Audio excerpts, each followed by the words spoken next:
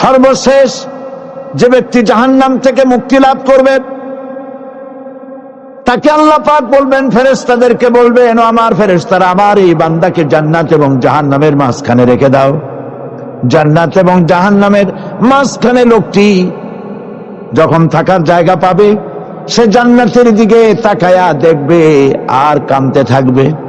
আল্লাহ পাক জিজ্ঞেস করবেন, বান্দারে, যুগের পর যুগ ধরে জাহান্নামে কেঁদেছ, আমি রব্বুল আলামিন জাহান্নাম মাফ করে দিয়া জান্নাত জাহান্নামের মাঝখানে রেখে দিয়েছি, আযাব থেকে তো বেঁচে গেছো, এখন কান্দো কেন? লোকটি বলবে, রব্বুল আলামিন, কান্দি এই কারণে, জাহান্নাম থেকে মাফ করেছো, তোমার শুকরিয়া আদায় করি। জান্নাত তো আমার কপালে নাই, কিসমতে নাই, কিন্তু জান্নাত আমি এখান থেকে দেখতে পাচ্ছি, জান্নাতের সুঘ্রাণ আমার নাকে আসতেছে, কপালে নাই যাওয়ার। আমি কাঁদি এই জন্য, তুমি যদি মেহেরবানি করে আমাকে জান্নাতের দরজার কাছে একটু দাঁড় করায় দিতা, প্রাণ ভরে তোমার জান্নাতের দৃশ্যটা একটু দেখতা।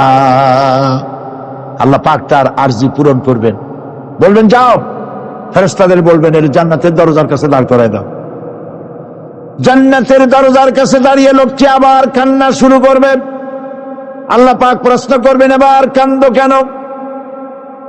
লোকটি বলবে, রব্বুল আলামিন, কান্দি এই কারণে, জান্নাতের এই দরজায় দাঁড়ায়া জান্নাতের অফুরন্ত নেয়ামত কিছুই ভালো করে দেখা যায় না, শুধু অল্প জায়গা দেখি।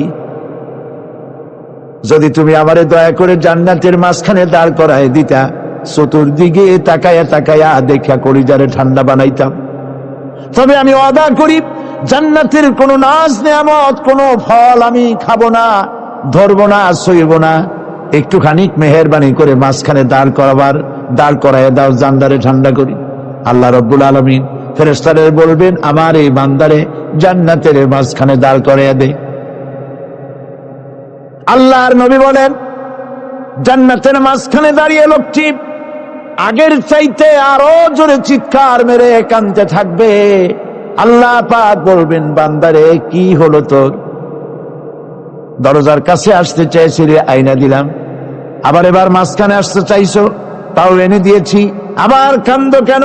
লোকটি বলবে, রব্বুল আলামিন, এবার কান্দি এই জন্যে, তুমি যখন দয়া করে একটিবার জান্নাতের মাঝখানে এনে আমাকে দাঁড় করায় দিয়েছো, তুমি রহমান রহিম গফুরুর রহিম, এই জান্নাত থেকে আবার আর বাইর করে দিও না। আল্লাহ রাব্বুল আলামিন বলবেন, ও আমার বান্দারে, আমার এই জান্নাত তোর খুব পছন্দ হয়েছে নাকি? লোকটি বলবে, রব্বুল আলামিন, কলিজা ঠান্ডা হয়ে গেছে, ভাবতেও পারি নাই জান্নাত এত সুন্দর। আল্লাহ পাক বলবেন, বান্দারে, এরকম একটি নয়, দুইটা নয়, তোর জন্য আমি 10টা জান্নাত এইরকম রিজার্ভ করে রাখছি। সুবহানাল্লাহ, সুবহানাল্লাহ। আল্লাহ পাককে ভয় করে পৃথিবীর সমস্ত পাপ থেকে যারা নিজেকে রক্ষা করবে, আল্লাহ তাদের জন্য এই জান্নাত রেখে দিয়েছেন। সুবহানাল্লাহ। সেই জান্নাতের রিসিপশন আপনারা আন্দাজ করতে পারবেন না, রিসিপশন কারে কয়। কি এর প্রধানমন্ত্রী আর প্রেসিডেন্ট, 4টা-5টা পুলিশ আর আর্মি এসে একটা ফট করে সেলুট মারলো, বাস শেষ হয়ে গেল, এরকম না। জান্নাতীদেরকে রিসিপশন দেওয়া হবে। জান্নাতীরা যখন আল্লাহর হুকুমে জান্নাতের দিকে যেতে লাগবে, আর যখন জান্নাতের কাছে চলে যাবে, আল্লাহ রাব্বুল আলামিন শোনায় দিচ্ছেন, হাত্তা ইযা জাউহা ফুতিহাত আবওয়াবুহা ওয়া ক্বালা লাহুম খাযানাতুহা সালামুন আলাইকুম তিবতুম ফাদখুলুহা খালিদিন। সুবহানাল্লাহ। জান্নাতীরা যখন জান্নাতে প্রবেশ করার দরজার মুখোমুখি হবে, তার রক্ষীগণ তখন বলবে, সালামুন আলাইকুম, আল্লাহর শান্তি তোমাদের উপরে বর্ষিত হোক। সুবহানাল্লাহ। দুনিয়ার টাটকা টাটকা সুখগুলি 2 পা দিয়ে ঠেলে দিয়েছো, টাটকা সুখগুলি গ্রহণ করো নাই, হারাম খাও নাই, আল্লাহর দ্বীন কায়েমের জন্য রক্ত দিয়েছো, জীবন দিয়েছো, কষ্ট করেছো, আল্লাহকে ভয় করেছো। আমাদের সালাম গ্রহণ করো, জান্নাতের মধ্যে ঢুকে যাও চিরকালের জন্য। সুবহানাল্লাহ। আর বাইরে হওয়া লাগবে না, চিরকাল এই জান্নাতের মধ্যে তোমরা বসবাস করতে পারবে, আল্লাহ রাব্বুল আলামিনের ফেরেশতারা বলে দিবে। জান্নাতের মধ্যে আল্লাহ পাক হুরদের সঙ্গে জান্নাতীদের বিয়ের ব্যবস্থা করে দিবেন। কোরআনে কারিমে আল্লাহ পাক বলেন, মুত্তাকিইনা আলা সুরুজিম মাসফুফাতিন ওয়া যাওয়াজনাহুম বিহুরিন ঈন। সামনাসামনি ভাবে সাজানো সারি সারি আসন সমূহের উপর তারা ঠেস লাগায় বসে থাকবে, আর আল্লাহ রাব্বুল আলামিন হুরদের সাথে জান্নাতীদের বিয়ের ব্যবস্থা করে দিবেন। যেসব হুরের সঙ্গে বিয়ে হবে তাদের আল্লাহ পাক বিবরণ দিচ্ছেন কি রকম হবে তারা। লাম ইয়াতমিসহুন্না ইনসু ওয়ালা জান। এর পূর্বে জিন এবং ইনসান এদেরকে কেউ স্পর্শ করে নাই। কি রকম তারা? কাআন্নাহুন্নাল ইয়াকুতু ওয়াল মারজান। যেমন ঝিনুকের ভিতরে মণিমুক্তা থাকে, এইভাবে আল্লাহ পাক তাদেরকে পবিত্র করে রেখে দিয়েছেন। আমার প্রিয় ভাইরা, আল্লাহ রাব্বুল আলামিন কোরআনে কারীমের ভিতরে বলেছেন, ফাবিআইয়ি আলা'i রাব্বিকুমা তুকাযযিবান। জান্নাত দান করে আল্লাহ পাক এবার জান্নাতীদেরকে সম্বোধন করে বলবেন, ইয়া ইবাদি লা খাউফুন আলাইকুমুল ইয়াওমা ওয়ালা আনতুম তাহজানুন। হে আমার বান্দারা, লা খাউফুন আলাইকুমুল ইয়াওম, আজ আর কোনো ভয় নাই। সুবহানাল্লাহ, সুবহানাল্লাহ। আজ আর কোনো ভয় নাই, কোনো চিন্তাও নাই, আরামে এই জান্নাতের মধ্যে বসবাস করো। এরপরে আল্লাহ পাক জিজ্ঞেস করবেন, ও আমার জান্নাতীরা, আমি যেসব ওয়াদা করছিলাম আমার ওয়াদা মোতাবেক সমস্ত নিয়ামত পেয়েছো? তারা বলবে, হ্যাঁ পেয়েছি, সব নিয়ামত আপনার ওয়াদা মোতাবেক সব পেয়েছি। আল্লাহ রাব্বুল আলামিন বলবেন, সব পাও নাই, ওয়ালাদাইনা মাজিদ, আমার কাছে আরো বেশি আছে। সুবহানাল্লাহ, আমার কাছে আরো বেশি আছে। জান্নাতীরা বুঝবে না সে আরো বেশিটা কি, এর থেকে আর বেশি কি। প্রিয় ভাই সব, নবী করিম সাল্লাল্লাহু আলাইহি ওয়াসাল্লাম বলেছেন, জান্নাতের সুখ আর শান্তি কোন চোখ নাই যা দেখেছে, যা কোন অন্তঃকরণ নাই যা কল্পনা করতে পেরেছে। এই জান্নাত মুত্তাকিদের জন্য আল্লাহ রাখছেন। সুবহানাল্লাহ। জান্নাতীরা ভাবতেও পারবে না সেই নিয়ামতগুলি কি। প্রিয় ভাই সব, সেই মুহূর্তে আল্লাহর নবী মুহাম্মদ রাসূলুল্লাহ সাল্লাল্লাহু আলাইহি ওয়াসাল্লাম বলবেন, রব্বুল আলামিন, আমার উম্মতেরা জান্নাতীরা বুঝতে পারে নাই আপনার কাছে কি নিয়ামত আরো বেশি আছে।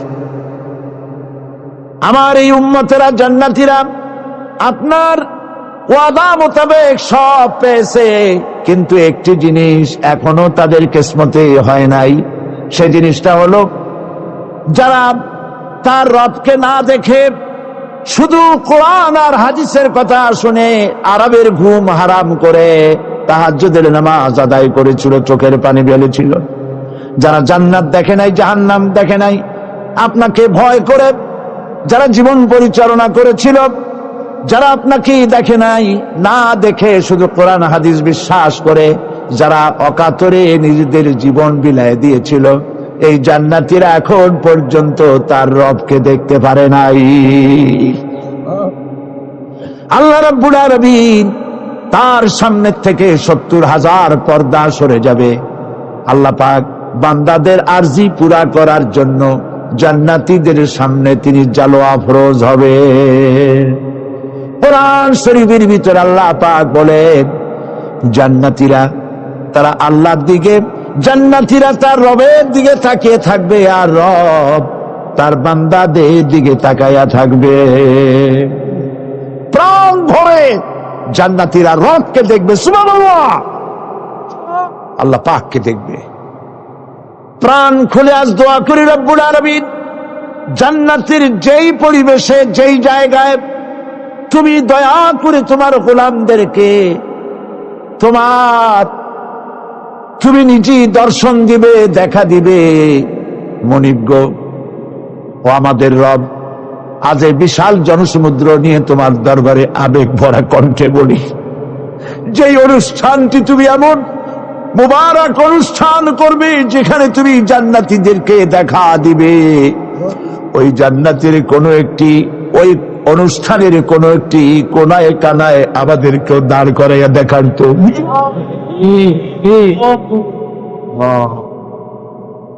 ভাই সব, আল্লাহ রাব্বুল আলামিন মানুষের সামনে এত সব নিয়ামত রেখেছেন, এই জান্নাত দান করবেন। এরপরে আল্লাহ রাব্বুল আলামিন কোরআনে কারীমের মধ্যে বলেছেন, রব্বিস সামাওয়াতি ওয়াল আরদি ওয়া মা বাইনাহুমার রাহমানি লা ইয়ামলিকুনা মিনহু খিতাবা। এসব পুরস্কার রয়েছে তোমাদের সেই রবের পক্ষ থেকে যিনি আকাশ আর জমিনের মালিক। সুবহানাল্লাহ বলবেন না? যার সামনে কথা বলার ক্ষমতা কারো হবে না। এটি একটি মারাত্মক কথা। কিয়ামতের দিন আল্লাহর দরবারে কেউ কথা বলতে পারবে না আল্লাহর নির্দেশ ছাড়া। একটি আকীদা পরিষ্কার করে নিয়ে যান আপনাদের, সে আকীদাটা এভাবে পরিষ্কার করুন, কোন পীর সাহেব, কোন খাজা বাবা, কোন মাওলানা, কোন মুহাদ্দিস, কোন বুজুর্গ আপনাকে সুপারিশ করতে পারবে না যদি না আল্লাহ পাক তাকে কথা বলার তৌফিক না দেয়। মনে থাকবে এটা। আয়াতুল কুরসির ভিতরে আমরা পড়ি, মান যাল্লাযী ইয়াশফাউ ইনদাহু ইল্লা বিইজনিহি। আল্লাহ পাক বলেছেন কিয়ামতের দিন আল্লাহর দরবারে কার সাহস আছে কথা বলতে পারে? মান যাল্লাযী ইয়াশফাউ ইনদাহু ইল্লা বিইজনিহি। আল্লাহর ওয়াদা ছাড়া, হুকুম ছাড়া আল্লাহর সামনে কথা বলার সেদিন কেউ থাকবে না। সুবহানাল্লাহ। কেউ কথা বলতে পারবে না। সুপারিশ করতে হবে আল্লাহ যারে বলেন তুমি করো, অমুকের জন্য করো, সেই ব্যক্তি শুধু তার জন্যই করতে পারবে, আর কেউ কথা বলতে পারবে না। সেই কঠিন হাসরের ময়দান, যেদিন শুধুমাত্র আল্লাহ পাক কথা বলবেন, আর যারে বলতে বলবেন সেই কেবলমাত্র বলতে পারবে। সুপারিশ এটি আল্লাহ পাক কিয়ামতে পারমিশন দিলে বলা যাবে। হযরত ইব্রাহিম আলাইহিস সালাম কিয়ামতের দিন তার নিজের পিতা সম্পর্কে সুপারিশ করবেন, রব্বুল আলামিন আমার আব্বার জন্য সুপারিশ করতেছি, মেহেরবানি করে জাহান্নাম থেকে তারে আপনি রক্ষা করুন। আল্লাহ রব্বুল আলামিন বলবেন, ইব্রাহিম তোমার সুপারিশ মঞ্জুর হবে না। প্রিয় ভাই সব, একটু মাথা খাটান, চিন্তা করেন। উলুল আযম পয়গম্বর, জাতির পিতা। কে জাতির পিতা? চিল্লায় বলুন, কলিজা সাফ করে ফেলুন। মুসলমানদের জাতির পিতা হাবিজ কেউ হতে পারে না। মিল্লাতা আবিকুম ইব্রাহিম। ইব্রাহিম আলাইহিস সালাম এই মিল্লাতের পিতা। সুবহানাল্লাহ। হযরত ইব্রাহিম আলাইহিস সালাম কিয়ামতের দিন বলবেন, আল্লাহ আমার আব্বার জন্য সুপারিশ করছি। আল্লাহ পাক বলবেন মঞ্জুর হবে না। আজর তোমার পিতা হতে পারে, কিন্তু আমার খলিলকে আগুনে ঢালার জন্য নমরুদকে সে সহযোগিতা করেছে, আমি তোমার পিতাকে ক্ষমা করব না। নবী করিম সাল্লাল্লাহু আলাইহি সাল্লামকে সাহাবায়ে কেরাম জিজ্ঞেস করেছেন, হে রাসূল, আপনার আব্বা এবং আম্মার অবস্থা কি হবে? নবী করিম সাল্লাল্লাহু আলাইহি সাল্লাম কেঁদে ফেলেছেন, সাফ বলেছেন, আমি তাদের কোনো উপকারে আসব না। আল্লাহু আকবার। আপনি মনে করছেন নাকি যে ইয়া নবী সালাম আলাইকা বলি অমনি নবীর সুপারিশ পাবেন? এত সহজ। কতগুলা রসগোল্লা খাইলেন আর বড় একটা মিছিল করলেন, আর অমনি চলে যাবেন। পৃথিবীর সব মানুষ, সাহাবায়ে কেরাম বাদ দেন, পৃথিবীর সমস্ত মানুষ একত্রিত হয়ে আবু তালেব রাসূলুল্লাহকে যে ভালোবেসেছেন, ওর 1000 ভাগের 1 ভাগও সারা দুনিয়ার মানুষ রাসূলুল্লাহকেই ভালোবাসতে পারবে? পারবে? নিজের ছেলে আলীকে, আলী রাদিয়াল্লাহু তাআলা আনহুকে আলাদা বিছানায় শোয়াইয়া, ছোট্ট মানুষ হযরত আলী আলাদা জায়গায় রাখিয়া মুহাম্মদুর রাসূলুল্লাহ সাল্লাল্লাহু আলাইহি ওয়াসাল্লাম এতিম মানুষ, তারে কলিজার সাথে বুকের মধ্যে আশ্রয় দিয়ে আগলে রেখেছেন বুক পরে। সেই আবু তালেব মৃত্যুর সময় নবী করিম সাল্লাল্লাহু আলাইহি ওয়াসাল্লাম বলেছিলেন, চাচা একটি বার আমার কানে তাওহীদের কালেমা শোনায় দেন। আবু তালেব, তার কিসমতে ছিল না কালেমা। মরে যাওয়ার পর একজন সাহাবী বলেছিলেন, ইয়া রাসূলুল্লাহ, মৃত্যুর সময় আবু তালেবের মুখ আমি নড়তে দেখেছি, তিনি কালেমা পড়েছেন সম্ভবত। রাসূলুল্লাহ সাহেব বলেছেন, আমি শুনি নাই। এত ভালোবাসার পরও হাদিস শরীফে এসেছে আবু তালেব জাহান্নামে যাবে। কোথায় যাবে? জাহান্নামে। সবচাইতে কম আযাব হবে কার? আবু তালেবের। কম আযাবটা কি? হাদিস শরীফে এসেছে কম আযাব হলো জাহান্নামের আগুন দিয়ে 1 জোড়া জুতা তৈরি করে আবু তালেবের পায়ে পরিয়ে দেওয়া হবে। সেই জাহান্নামের আগুনের তৈরি করা জুতার তাপে আবু তালেবের মাথার ঘিলুগুলো টকবক করে বউ পড়তে লাগবে।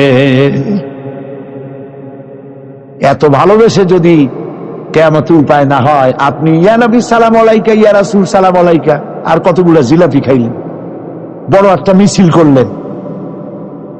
প্রিয় ভাই সব, এইসব বিদআত ছাড়ুন, এগুলি সুস্পষ্ট বিদআত। রাসূলুল্লাহকে ভালোবাসবেন, সাহাবীরা যেভাবে ভালোবেসেছেন ওইভাবে ভালোবাসবেন। আল্লাহ রাব্বুল আলামিন বলেন, যালিকাল ইয়াউমুল হক ফামান শাআ ইত্তাখাযা ইলা রাব্বিহি মাআবা। এই দিনটি অবশ্যই আসবে, সেদিনটি নিশ্চিতভাবে আসবে। আর এখন যার ইচ্ছা সে তার রবের দিকে অগ্রসর হোক। ইন্না আনজারনাকুম আযাবান করিবান ইয়াওমা ইয়ানজুরুল মার'উ মা কদ্দামাত ইয়াদাহু ওয়া ইয়াকুলুল কাফিরু ইয়া লাইতানি কুনতু তুরাবা। ইন্না আনজারনাকুম আযাবান করিবা, খুব নিকটবর্তী একটি আযাব সম্পর্কে আমি তোমাদেরকে সতর্ক করে দিলাম। কে বলতেছে? আল্লাহ পাক। লক্ষ্য করুন আল্লাহ কি বলছেন, খুব নিকটবর্তী একটি কঠিন শাস্তি, আযাব অর্থাৎ কিয়ামত, এ সম্পর্কে আমি তোমাদেরকে সতর্ক করে দিলাম। ইয়াউমা ইয়ানজুরুল মার'উ মা কদ্দামাত ইয়াদা, সেদিন প্রত্যেকটি লোক যা সে পাঠিয়ে দিয়েছিল এখানে, অর্থাৎ যা করেছিল সেগুলি সে দেখতে পাবে। আর তখন ওয়ায়াকুলুল কাফিরু ইয়া লাইতানি কুনতু তুরাবা, সেই কিয়ামতের ময়দানে অবস্থা দেখে কাফেরেরা বলবে, আহারে মানুষ না হইয়া যদি মাটি হইয়া যেতাম, যদি মাটি হতাম, যদি মানুষ না হয়ে না জন্মতাম, আজ এই হাসরের ময়দানে এইখানে এই বিচারের মুখোমুখি হতাম না, মাটি হইলে বরং অনেক ভালো হতো। এই পৃথিবীতে আমরা এসেছি, চলে যাব, যাওয়ার আগে এই কোরআন একটি বিশাল জনগোষ্ঠী এমন বানাতে চেয়েছে যে জনগোষ্ঠী এই কোরআন দিয়ে একটি বিশাল সমাজ গড়বে, রাষ্ট্র গড়বে, এমন রাষ্ট্র গড়বে যেই রাষ্ট্রে দুঃখ থাকবে না, অশান্তি থাকবে না, যেখানে সুখ থাকবে, সমৃদ্ধি থাকবে, আর কিয়ামতের দিন আল্লাহর জান্নাতে তারা চলে যাবে। তেমন একটি সমাজকে আমরা চাই। সবাই বলেন সেরকম একটি সমাজকে আমরা চাই। প্রিয় ভাই সব, কিয়ামতের দিন আমরা যেতে চাই জান্নাতে। কোথায় যেতে চাই বলেন? জোরে বলেন। এই জান্নাতে যাওয়ার জন্যে এই জান্নাতে যাওয়ার জন্য দুইটা কাজ করতে হবে। কয়টা কাজ? আল্লাহ রাব্বুল আলামিন বলেন, ফামান কানা ইয়ারজু লিকাআ রাব্বিহি ফালইয়ামাল আমালান সালিহান ওয়া লা ইউশরিক বিইবাদাতি রাব্বিহি আহাদা। আল্লাহ পাক বলেন, যে বাজারা আমার সঙ্গে দেখা করতে চায় কিয়ামতে, দুইটা কাজ করা লাগবে। বলেন কয়টা কাজ? একটা হলো নেক আমল। কি আমল বলেন? নেক আমল। নেক আমল কারে বলে?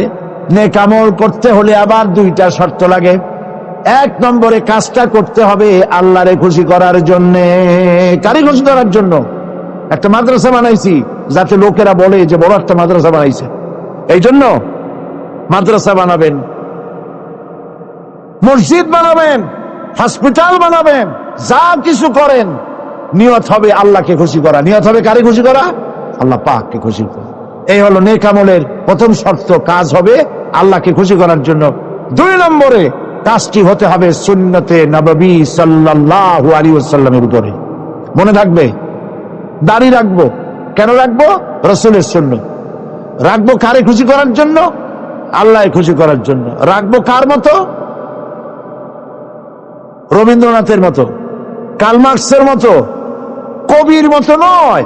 রাখতে হবে কার মতো? নবীর মতো।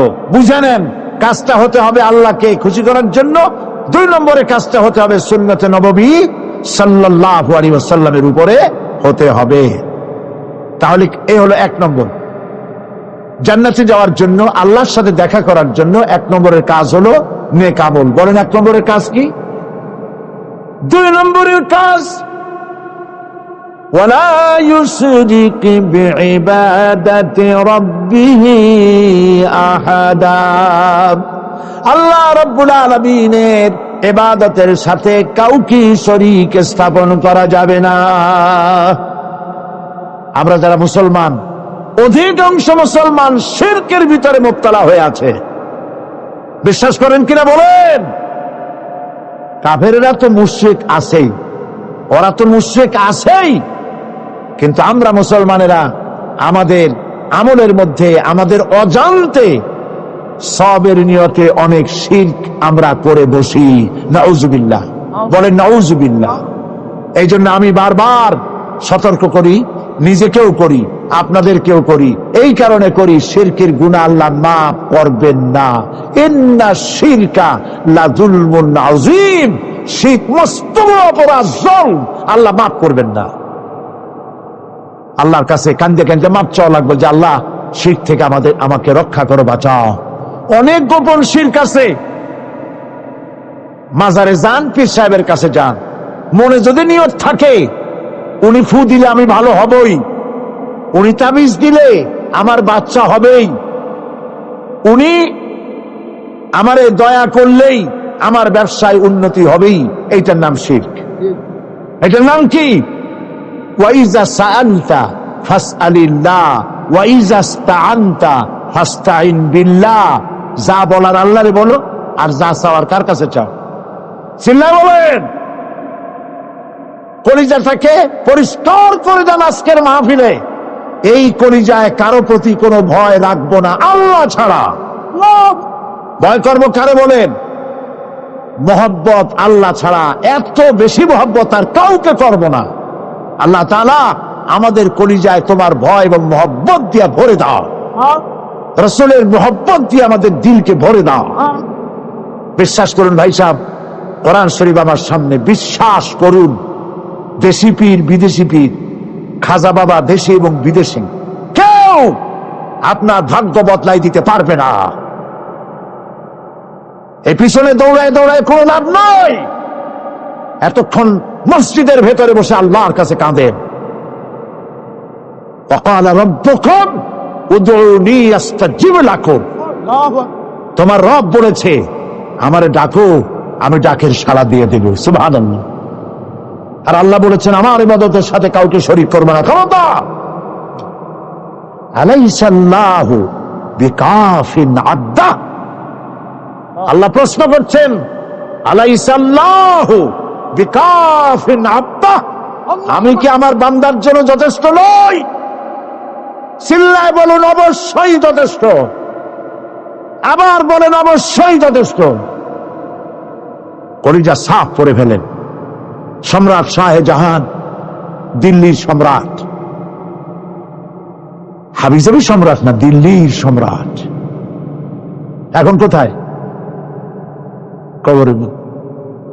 কবি বলতেছেন, শাহনে জাহাं को जिन्हें फक्र से देते थे बाज, शाहने जहां को जिन्हें फक्र से देते थे बाज, वाज कब्र में है सूरह अलहम्दु की मोहताज।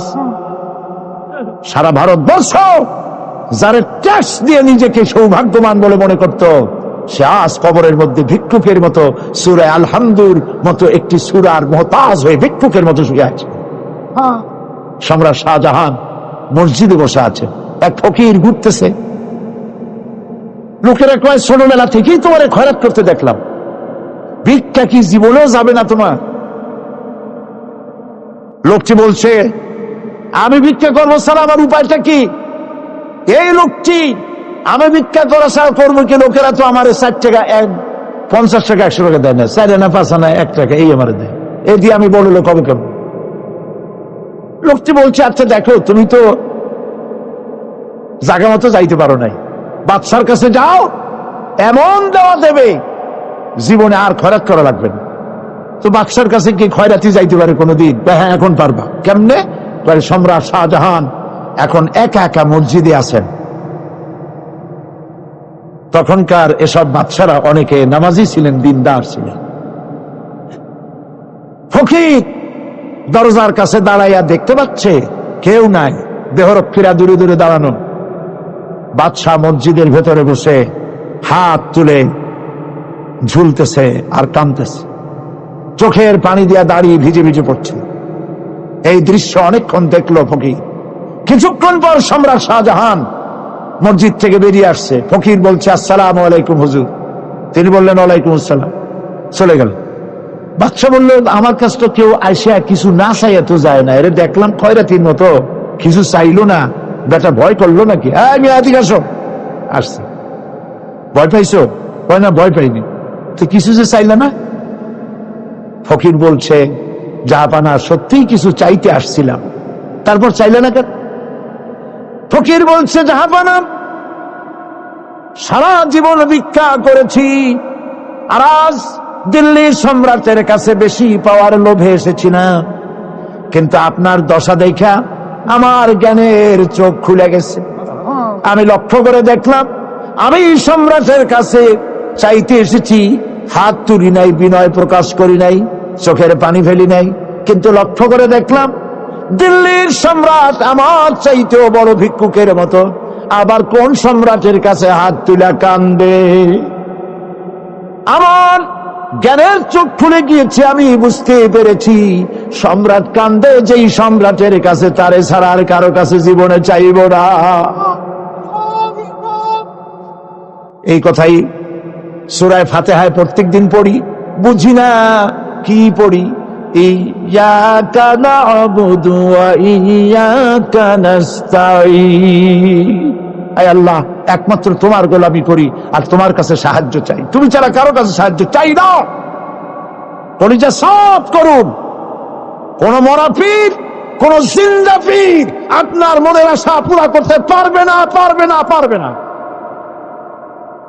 ওয়াসি সেদিন শপথ নিয়েছিলেন, রব্বুল আলামিন, আমি জাহালাতের কারণে যেই বল্লম দিয়ে ইসলামের একজন শ্রেষ্ঠ সন্তানকে আমি শহীদ করে ফেলেছিলাম, আমি বুঝতে পারি নাই, ওই বল্লমটা আমি হেফাজতে রেখে দিয়েছি। তুমি আমার এই দোয়া মঞ্জুর করো, আমি যেন এই বল্লম দিয়ে এই পৃথিবীর নিকৃষ্ট ইসলামের কোন দুশ্মনকে যেন আমি শেষ করে দিতে পারি। আল্লাহ পাক দোয়া তার মঞ্জুর করে নিলেন। মুসাইলামা কাযযাবের বিরুদ্ধে হযরত আবু বকর সিদ্দিক রাদিয়াল্লাহু তাআলা আনহু যে বাহিনী পাঠালেন, হযরত ওয়াসি সেই বাহিনীর মধ্যে ছিলেন। আর তিনি সেই বল্লমটা দিয়া, যে বল্লম দিয়ে তিনি হযরত হামজাকে শহীদ করেছিলেন, সেই বল্লমটা দিয়েই ইসলামের নিকৃষ্ট শত্রু মুসাইলামা কাজ্জাবকে দুনিয়া থেকে তিনি বিদায় করে দিলেন। দাউদ আলাইহিস সালামকে আল্লাহ রাব্বুল আলামিন এমন মুজিজা দিলেন, তিনি যখন লোহা মুঠো করে ধরতেন হাতের ভিতরে, লোহা পানি হয়ে হাতের ফাঁকের মধ্য দিয়া তা পড়ে যেত পানি হয়ে। এভাবে মুজিজা তাকে দেওয়া হলো। সুলাইমান আলাইহিস সালামের মুজিজা ছিল তক্তার উপরে বসতেন, ইঞ্জিন লাগতো না, মেশিন লাগতো না, বিনা ইঞ্জিনে বিনা মেশিনে তক্তা হাওয়ার উপরে উড়ে সারা পৃথিবী ঘুরে আসতেন। ঈসা আলাইহিস সালামের মুজিজা ছিল জন্মদের চোখের উপরে হাত বুলিয়ে দিতেন, সঙ্গে সঙ্গে চোখ তার ভালো হয়ে যেত। আবার কুষ্ঠ ব্যাধিগ্রস্ত লোকের গায়ে হাত বুলিয়ে দিলে তার শরীর ভালো হয়ে যেত। এটা ছিল তার মুজিজা। রাসূল পাক সাল্লাল্লাহু আলাইহি ওয়াসাল্লামের সময় মুজিজা, তার সময় প্রভাব ছিল সাহিত্যের। সাহিত্য আর কবিত্বের এত বেশি প্রভাব বিস্তার হলো, তারা কবিতা লিখে লিখে রচনা করে করে কাবা শরীফে লাগাই দিত। পারলে এই কবিতার সাথে মোকাবেলা করো এই চ্যালেঞ্জের। আল্লাহ রাব্বুল আলামিন সেই সময় কোরআনে কারীমকে অবতীর্ণ করে দিলেন। কোরআনে কারীম দুনিয়ার সমস্ত সাহিত্য আর কবিত্বের সমস্ত মানকে ছাড়িয়ে চলে গেছে এমন এক পর্যায়ে, কিয়ামত পর্যন্ত কোরআনের সাহিত্যের ভাবধারা এর মানকে উতরে যেতে পারবে এমন সাহিত্যের জন্ম আজও হয় নাই, ভবিষ্যতেও হবে না। এটা হলো রাসূল পাক সাল্লাল্লাহু আলাইহি ওয়াসাল্লামের মুজিজা। সাহাবায়ে কেরামদের সঙ্গে রোমকদের লড়াই হতেছে, রোমক সৈন্যরা যুদ্ধে জিততে পারতেছে না কিছুতেই। এরপরে তারা গোয়েন্দা বিভাগের লোক পাঠায় দিল, এদের সঙ্গে জিততে পারি না কেন, একটু খুঁজে দেখে আসো রাত্রে এরা করেটা কি। গোয়েন্দা বিভাগের লোক সারা রাত ঘুরে ঘুরে তারপরে এসে রিপোর্ট করলো। এরপরে এসে তাদের প্রধানের কাছে রিপোর্ট করলো, আমরা যার কাছে গিয়েছিলাম দেখে এলাম হুম বিল্লাইলি রাহবানুন ওয়া বিন্নাহারি ফুরসানুন, আমরা দেখে এলাম যাদেরকে দিনের বেলায় প্রচন্ড শক্তিশালী বীর যোদ্ধা রূপে যাকে যুদ্ধ করতে দেখেছি ময়দানে, রাতের বেলায় দেখলাম গিয়া একেবারে নিতান্ত ফকিরের মতো কেউ তো সেজদায় পড়ে কাঁদতেছে, কেউ আবার তেলাওয়াত করতেছে, চোখ দিয়া পানি পড়তেছে, আবার কেউ নামাজ পড়তেছে, আবার কেউ হাত তুলে রেখেছে তাদের প্রভুর দরবারে, চোখের পানিতে তাদের চোখ বুক ভেসে যেতেছে। সারাটা রাত তেলাওয়াত আর সেজদা আর নামাজের মধ্যে তারা এভাবে কাটিয়ে দিয়েছে।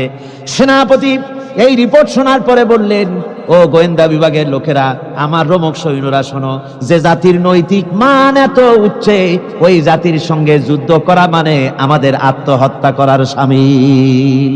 এদের সাথে কিছুতেই আমাদের পক্ষে পারা সম্ভব না। হ্যাঁ, এদের সাথে পারা যাবে যদি এই সম্পর্ক নষ্ট করে দেওয়া যায়। আল্লাহর সাথে তাদের এই গভীর সম্পর্ক যেটা আছে, এই সম্পর্ক নষ্ট করে দিতে হবে, তাহলেই কেবলমাত্র সম্ভব হবে। এদের নৈতিক চরিত্র ধ্বংস করার জন্য প্রচেষ্টা চালাও, তাহলে হয়তো আমরা কামিয়াব হতে পারব। আমার বন্ধুগণ, সামান্য স্যান্ডেলের ফিতা গাছা যদি ছেড়ে যায়, মানুষের কাছে চাইও না, আল্লাহ রব্বুল আলামিনের দরবারে হাত পাতো। রব্বুল আলামিন তোমার স্যান্ডেল কেনার পয়সা জুগিয়ে দেবেন। জোরে বলেন সুবহানাল্লাহ। যা দরকার তার কাছেই চাও, হাত তার কাছেই পাতো। ওই যে সম্রাট শাহজাহানের কথা আমি আপনাদেরকে শুনাই, ফকির একটা ঘুরতেছে সারাদিন। এক লোক বলছে যে আপনি হে ফকির, তুমি এরকম করে ঘুরছো সারা জীবন, বুড়া হয়ে গেছো খয়রাত করতে করতে, ছোটবেলা থেকে তোমার ভিক্ষা করতে দেখি, আর কতকাল ভিক্ষা করবে? হয় করবোটা কি? যে বাচ্চার কাছে যাইতে পারবে, বাচ্চার কাছে গেলে এমন ভাবে দিবে, অনেক দিবে, নিয়ে কুলাইতে পারবা, তোমার আর জীবনে ভিক্ষা করা লাগবে। ফকির চলে গিয়েছে, কোথায় পাবো বাচ্চারে? দেখো মসজিদে পাবা। এখন তিনি নামাজ চলে গিয়েছে, সেখানে মসজিদের বারান্দায় দাঁড়ায় দেখে সম্রাট শাহজাহান হাত পেতে মোনাজাত করতেছেন, চোখের থেকে পানি পড়ে দাড়ি ভিজে ভিজে পড়ে। মোনাজাত শেষ করে বাদশা যখন বাইরে নেমেছেন, তখন ফকির তাকে সালাম দিয়ে চলে যান। বাদশা বলছেন, তুমি আমাকে সালাম দিয়ে চলে যাচ্ছ, তুমি তো ভিক্ষুক, আমার কাছে তো সমস্ত ভিক্ষুকই আমার কাছে চায়, ভিক্ষুক তো ভালো, ধনীরাও আমার কাছে চায়, তুমি ভিক্ষুক মানুষ আমার কাছে তুমি চাইলে না, সালাম দিয়ে চলে যাও। ফকির বলতেছেন, যা পানা সত্যি কিছু চাইতে এসেছিলাম, কিন্তু আমি আপনাকে দেখার পরে আমার চিন্তার পরিবর্তন হয়ে গেছে। আমি তাকিয়ে তাকিয়ে দেখলাম মসজিদের ভেতরে, আমি চাইতে এসেছি দিল্লির সম্রাট শাহজাহানের কাছে। যেই সম্রাট, দিল্লির সম্রাট যার কাছে আমি চাইতে এসেছি, আমি তো দাঁড়ায় আছি, কান্দি না, কিন্তু আমি দেখতেছি যার কাছে আমি চাইতে এসেছি তিনি যেন আবার কোন সম্রাটের কাছে আমার চাইতেও দারুণ ভিক্ষুকের মতো হয়ে চোখের পানি ফেলে ভিক্ষা চাইতেছে। মনে মনে ভাবলাম, মানুষের কাছে ভিক্ষা চাইবো না কোনদিন আর। বাদশা কান্দে, যেই বাদশার কাছে ওই সম্রাটের সম্রাট রাজা ধীরাজ আল্লাহর কাছে ছাড়া কারো কাছে জীবনে আর হাত পাতবো না।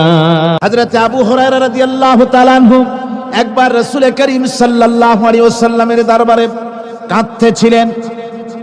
হুজুর জিজ্ঞেস করলেন, আবু হুরায়রা তুমি কাঁদো কেন? হযরত আবু হুরায়রা বলেন, হুজুর আমার মা আমাকে মেরেছে, আমি সেই জন্য কাঁদতেছি। হুজুর বলেন, মা তোমাকে মারলো কেন? কোনো বেয়াদবি করেছো নাকি? তিনি বললেন, না কোনো বেয়াদবি করি নাই, তবে মারলো কেন? হযরত আবু হুরায়রা বলেন, হুজুর আমার মা হচ্ছেন মুশরিকা, আমার মা কাফের। আমি অনেক রাত হয়েছিল বাড়ি ফিরতে, আমার মা জিজ্ঞেস করলো এত রাত কোথায় ছিলি? আমি বললাম, মা তাম পৃথিবী যে কদম মোবারক চুমতে পারলে নিজেকে ধন্য মনে করে, আমি সেই রাসূলের দরবারে ছিলাম, আসতে দেরি হয়ে গেছে। ইয়া রাসূলুল্লাহ, আপনার নাম শোনা মাত্র আমার মায়ের গায়ে আগুন জ্বলে গেল। সহ্য করতে না পেরে আমাকে মায়ের আরম্ভ করে দিল। বলল, আবু হুরায়রা হয় আমার বাড়ি ছাড়বি, না হয় মুহাম্মদ সাল্লাল্লাহু আলাইহি ওয়াসাল্লামের ঘর ছাড়বি, কোনটা করবি কর। আমি বললাম, মা তোমার গায়ে যত শক্তি আছে সমস্ত শক্তি দিয়ে তুমি আমাকে প্রহার করো, আমি তামাম তোমার বাড়িটা সুদ্ধা তামাম দুনিয়া ছেড়ে দিতে পারি, কিন্তু রাসূল পাক সাল্লাল্লাহু আলাইহি ওয়াসাল্লামের কদম মোবারক ছাড়তে পারি না।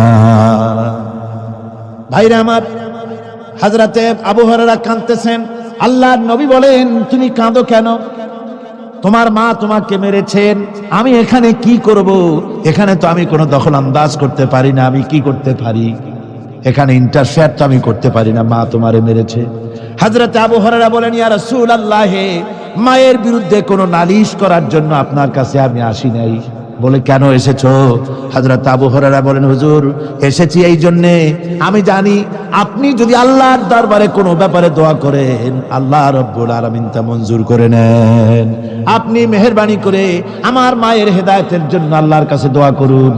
হুজুর সাল্লাল্লাহু আলাইহি ওয়াসাল্লাম দুহাত উঁচু করলেন, বললেন, আল্লাহুম্মা ইহদি উম্মা আবি হুরায়রা, আয় আল্লাহ আবু হুরায়রার মাকে তুমি হেদায়েত নসিব করে দাও। এই দোয়া রাসূল করতেছেন। হুজুরকে দোয়ার মধ্যে ফেলে রেখে আবু হুরায়রা দৌড় আরম্ভ করেছে বাড়ির দিকে। পেছন থেকে কয়েকজন সাহাবী তারা দৌড়ে গেল। আবু হুরায়রা দৌড়ায় কেন?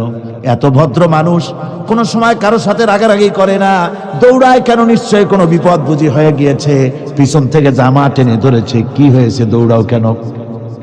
হযরত আবু হুরায়রা বলেন, আমার জামা ছেড়ে দাও, আমাকে দৌড়াতে দাও। আমি দৌড়াইয়া বাড়ি পৌঁছে গিয়ে দেখতে চাই, আমি আগে দৌড়ে বাড়িতে গেলাম না নবীজির দোয়া আমার আগে আমার বাড়ি পৌঁছে গেল, কোনটা হলো আমি সেটা দেখতে চাই। হযরত আবু হুরায়রা দৌড়াতে দৌড়াতে ঘরের কাছে গিয়ে নক করেছে। ভিতর থেকে আওয়াজ এলো, কে? কিছুক্ষণ পর মা আমার বেরোলেন, মাথার চুল দিয়া পানি পড়তেছে, বুড়া মানুষ। মা আমার কাছে এসে বলল, বাবা তোমাকে মারার পর আমি বড় অনুতপ্ত হয়েছি, মনে মনে অনুশোচনা করেছি, আরে আমার ছেলে তো কোনো খারাপ জায়গায় যায় নাই, কোনো খারাপ মানুষের কাছে যায় নাই, মারলাম কেন? বড় অনুতপ্ত হয়ে গেছি আমি। এই অনুশোচনা করে আমি এই মাত্র গোসল করেছি, আমাকে নিয়ে চলো তুমি বিশ্ব নবী রাসূলুল্লাহর দরবারে। আমার ভাইরা, রাসূল পাক সাল্লাল্লাহু আলাইহি ওয়াসাল্লাম আল্লাহর নবী এমন এক মহান সত্তা ছিলেন যে তিনি দোয়া আল্লাহর দরবারে হাত উঁচু করতে দেরি আছে, কিন্তু দোয়া কবুল হতে দেরি নাই।